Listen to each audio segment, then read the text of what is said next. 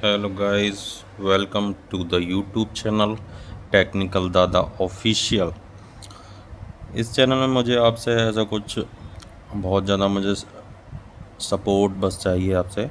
बस मैं ये चैनल अपने सपोर्ट के लिए बना रहा हूँ। मैं इस चैनल में जनरली इन्फॉर्मेशन जो मुझे आता है उसको रिवाइज़ करने के लिए इस चैनल में अपलोड करूँगा। क्योंकि हम क्या है, मैं टेक्निकल फील्ड से हूँ, तो हम क्या है जनरली टेक्निकल वीडियोस वगैरह तो बहुत देखते हैं, बट उसको सिंपली परफॉर्म करना, सिंपली एज अ पेपर पे परफॉर्म करना वो बहुत मुश्किल होता है। क्योंकि एज अ मशीन ऑपरेशन अलग होता है, हमारा दिमाग कुछ कहता है और हम कुछ समझते हैं। तो मैं जस्ट आपको पेपर पे उसको एक्सप्लेन करूँगा कि एक्चुअली और जनरली होता क्या है और किस चीज़ के बारे में हमें एक्चुअली जानना है। क्योंकि देखिए, इंजन भी है तो उसमें बहुत सारे पार्ट हैं आज की डेट में। हर एक पार्ट के बारे में जानना भी पॉसिबल नहीं है।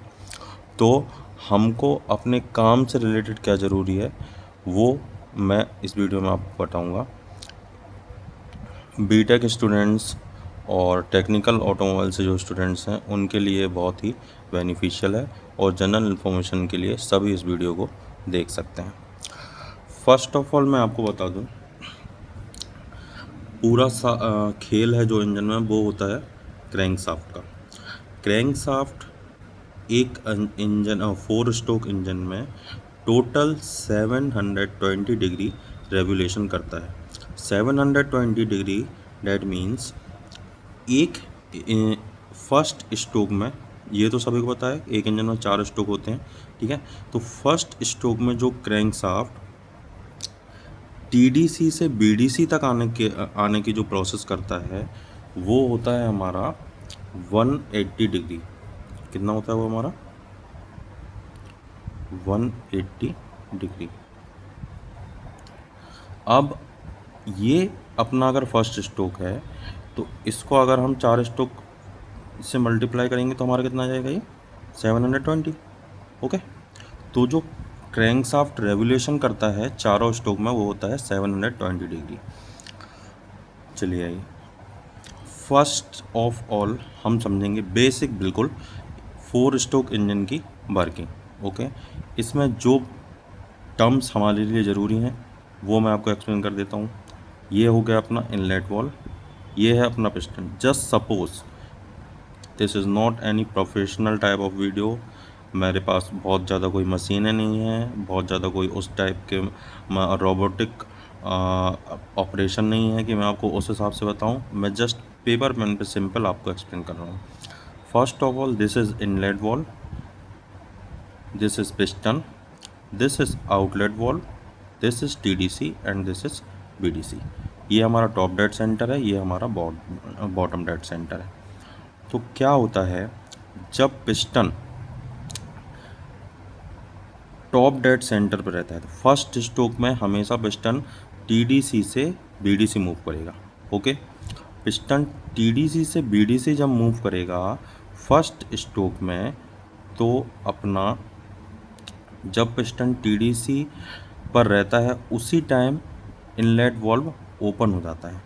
ओके, जब इनलेट वाल्व ओपन होता है तो यहाँ से एयर जो है वो इनलेट होना स्टार्ट हो जाती है।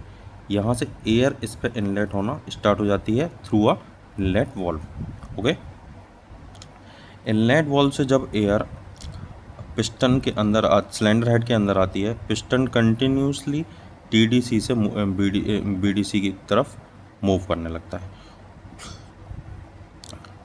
This is done.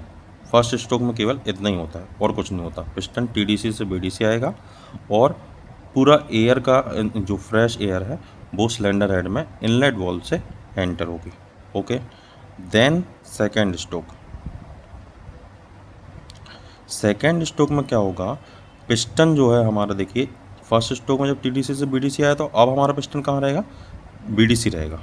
ओके, मतलब बॉटम डेड सेंटर में रहेगा। जब बॉटम डेड सेंटर से सेकेंड स्ट्रोक में पिस्टन बीडीसी से टीडीसी जाता है, ठीक है, बीडीसी से जब टीडीसी जाएगा तो हमारे देखिए दोनों वॉल्व क्लोज हो जाएंगे, इनलेट वॉल्व भी क्लोज रहेगा उस टाइम और आउटलेट वॉल्व भी क्लोज रहेगा। ये फर्स्ट स्ट्रोक में अपना इनलेट वॉल्व ओपन था, आउटलेट वॉल्व अपना क्लोज था। ओके। सेकेंड स्ट्रोक में जब पिस्टन बीडीसी से टीडीसी जा रहा है तो आप देख सकते हैं दोनों वॉल्व हमारे क्लोज हैं और piston slowly BDC to TDC move करेगा। देन सेकेंड और थर्ड स्ट्रोक बहुत जल्दी होता है, एक बात आप हमेशा याद रखना, ठीक है। सेकेंड और थर्ड स्ट्रोक बहुत जल्दी होता है। तो थर्ड स्ट्रोक में जब पिस्टन जैसे ही टीडीसी पहुंचता है, ठीक है, जैसे ही टीडीसी पहुंचता है दोनों वॉल्व स्टिल रिमेन क्लोज रहेंगे आपके, इनलेट वॉल्व भी क्लोज रहेगा, आउटलेट वॉल्व भी क्लोज रहेगा। यहाँ पर जब पिस्टन पहुंचता है तो स्पार्क जनरेट होता है, ठीक है। डीजल जनरली डीजल व्हीकल्स में डीजल के थ्रू मतलब फ्यूल के थ्रू स्पार्क जनरेट होता है और पेट्रोल इंजन में जो है वो स्पार्क प्लग के थ्रू स्पार्क जनरेट होता है। तो यहाँ पर जब कंप्रेशन होता है सेकेंड स्ट्रोक में, जब टीडीसी बीडीसी से टू टीडीसी आता है तो क्या होता है, कंप्रेशन होता है। इसको इसलिए क्या बोलते हैं, कंप्रेशन स्ट्रोक। ओके, मैंने इसके नाम आपको, फर्स्ट स्ट्रोक जो अपना होता है वो होता है सक्शन। ओके, सेकेंड स्ट्रोक जो अपना होता है वो होता है कंप्रेशन। जस्ट सक्शन, इसमें क्या हो रहा है, सक हो रहा है, एयर सक हो रही है। फर्स्ट टीडीसी से बीडीसी आ रहा है पिस्टन और एयर सक हो रही है। जस्ट कंप्रेशन, पिस्टन बीडीसी से टीडीसी जा रहा है, दोनों वॉल्व क्लोज रहेंगे और एयर और फ्यूल का मिक्सचर दोनों इतना ज़्यादा कंप्रेस होगा, इतना ज़्यादा प्रेशर क्रिएट होगा वहाँ पर कि थर्ड स्ट्रोक में जब पिस्टन टीडीसी पहुँचेगा तो वहाँ पर स्पार्क जैसे ही जनरेट होगा, मतलब यहाँ पर क्या होगा, दहन होगा, यहाँ पर फ्यूल और एयर का दहन होगा, जिससे ये पिस्टन एक पावर जनरेट करता है। क्या जनरेट करता है, पावर जनरेट करता है। इस पावर के कारण ही अपना व्हीकल जो है वो स्टार्ट होता है। ओके, अगर ये पावर जनरेट नहीं होगी तो हमारा व्हीकल स्टार्ट कभी नहीं होगा।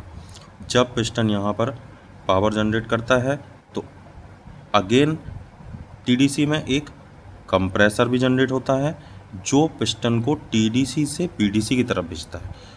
यहाँ पर अपना काम खत्म हो गया। थर्ड स्ट्रोक मेन सबसे ज़्यादा स्ट्रोक थर्ड स्ट्रोक ही रहता है, क्योंकि यहाँ पर हमको क्या मिलती है, पावर मिलती है।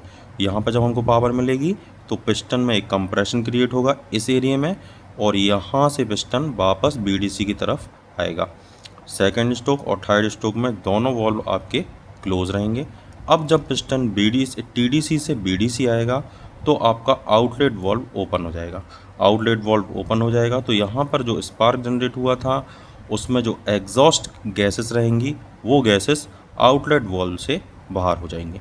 फोर्थ स्ट्रोक में आपका केवल आउटलेट वॉल्व ओपन होगा और आपकी एग्जॉस्ट गैसेस जो है वो सिस्टम से बाहर हो जाएंगी, मतलब सिलेंडर हेड से बाहर हो जाएंगी। So just simple, first stroke is suction, air is sucking from the inlet valve into the engine cylinder. In second stroke compression, piston move BDC to TDC, हमेशा स्टार्ट होगा टीडीसी से BDC, फिर BDC to TDC जाएगा, यहाँ पे compression create होगा, compression plus pressure create होगा, जिससे थर्ड स्ट्रोक में जब पिस्टन टीडीसी पहुँचेगा स्पार्क जनरेट होगा और पावर जनरेट होगी, हमारा इंजन स्टार्ट हो जाएगा और इसी पावर जनरेशन कंप्रेशन के कारण पिस्टन टीडीसी से बीडीसी आएगा। फोर्थ स्ट्रोक में जस्ट बीडीसी आएगा, एग्जॉस्ट वॉल्व ओपन हो जाएगा और एग्जॉस्ट गैसेस पूरी बाहर हो जाएंगी। ये जस्ट सिंपल 4 स्ट्रोक आपकी प्रक्रिया है। अब इसमें कुछ कॉमन क्वेश्चंस रहते हैं। फर्स्ट ऑफ ऑल, टीडीसी से बीडीसी जब पिस्टन मूव करता है तो उसको क्या बोलते हैं, ये एक स्ट्रोक लेंथ होती है। पिस्टन जब टीडीसी से बीडीसी मूव करेगा या बीडीसी से टीडीसी मूव करेगा उसको हम क्या बोलते हैं, स्ट्रोक लेंथ बोलते हैं, ठीक है। ये हो गई अपनी स्ट्रोक लेंथ। और क्रैंकशाफ्ट कितना ज़्यादा रिवॉल्यूशन करती है 4 स्ट्रोक में, तो 720 डिग्री सेल्सियस, क्योंकि ये हमारी पूरी प्रोसेस कितनी रहती है, 180 डिग्री सेल्सियस रहती है। 180 डिग्री रहेगी ये तो ये कितना हो जाएगा हमारा 4 स्ट्रोक का 720 डिग्री हो जाएगा। क्रैंकशाफ्ट बहुत ज़्यादा मेजर रोल प्ले करती है इंजन स्टार्टिंग में। ये अपनी just simple 4 stroke engine process है। इसके बाद मैं आपको नई चीज़ें बताऊंगा। सारी चीज़ें इस 4 स्ट्रोक इंजन और ये इंजन स्टार्ट होने से रिलेटेड है। हर एक valve timing, clearance, backlash, everything मैं आपको नए टर्म अपडेट करूंगा। अभी फ़िलहाल के लिए मैंने जस्ट 4 स्ट्रोक की सिंपल एक्सप्लेनेशन आपको दी है। इसको आप स्टडी करें। कुछ क्वेश्चंस हों तो कमेंट में मुझे बता दें, I will guide you accordingly. ठीक है, सिंपल मैंने अपना एक वे स्टार्ट किया है न्यू एक्सप्लेनेशन के लिए। इसको ये आप लोगों को अच्छा लगे तो लाइक करें, सब्सक्राइब करें and motivate me. Okay, next video में मैं आपको और कुछ इम्प्रेसिव चीज़ें बताऊंगा।